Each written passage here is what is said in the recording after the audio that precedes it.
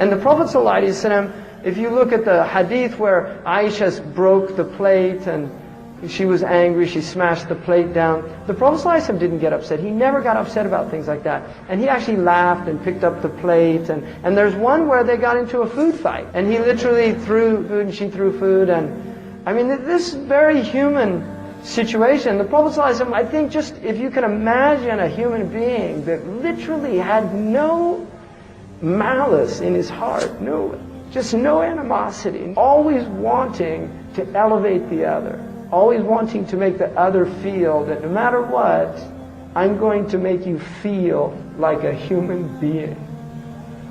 That's what he was. And Nu'ayman, I mean, you read the stories of Nu'ayman, and there's a whole book on this character. He was a joker. The man was a total joker in Medina. He used to do the most outrageous things. He once took a sheep from a Bedouin, he sacrificed it, cooked it, and fed all these people.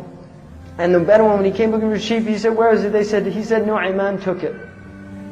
So he went to the Prophet ﷺ, and Nu'ayman went and hid when he heard that the Prophet ﷺ was looking for it, because he'd taken this sheep that was left there. And if you leave something in a public space or something like that, there's different ahkam that relate to it. But he went and he was hiding. There was a small gate and there was some palm leaves over it that had a lot of dust. And the Prophet ﷺ saw a group of people and he said, "Where's Nu'ayman?" And they all went like this, "We don't know where he is, Ya Rasulullah." And so the Prophet ﷺ went in under the palm thing, and when Nu'ayman saw him, he shook the palm thing, and all these palm things came down and covered the Prophet ﷺ in dust. And he looked at Nu'ayman, he said, "Nu'ayman, why'd you do that?" He said, "Those people out there, they told me to do it." Because he was angry that they had revealed his hiding place. And at that point, the Prophet ﷺ, he literally laughed.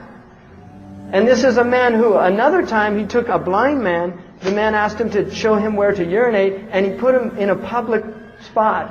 And the man urinated, and everybody started laughing and told him, and he said, "Who did this to me?" And they said, "Nu'ayman." He said, "Wallahi, if I catch up with him, I'm going to hit him so hard, he'll never forget it."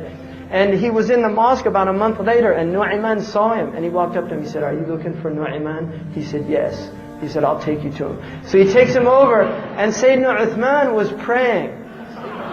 And he was the Khalifa at this time. And he puts his hand, he says, "There he is." And he lets him feel him. And he takes his cane and hits him over the head while he's praying. And when Sayyidina Uthman finished his prayer, he went and he said, "What's going on?" And the blind man said, "Aren't you Nu'ayman?" He said, "I'm Amir al-Mu'mineen." And he said, "Who did this to me?" And he said, "Nu'ayman." And at that point, Sayyidina Uthman, the tribe came in because they were furious. And he actually just said, "Just leave him. Leave Nu'ayman." The man is just, that's his nature. And if the Prophet ﷺ would put up with him, I'm going to put up with him. And that's part of that spirit that was in that city. And these people were people that really had a spirit of just forgiving people, of just loving people. And if you can't forgive your spouse, your family member, we've got a serious problem. We have a serious problem of the inability to overlook the fault.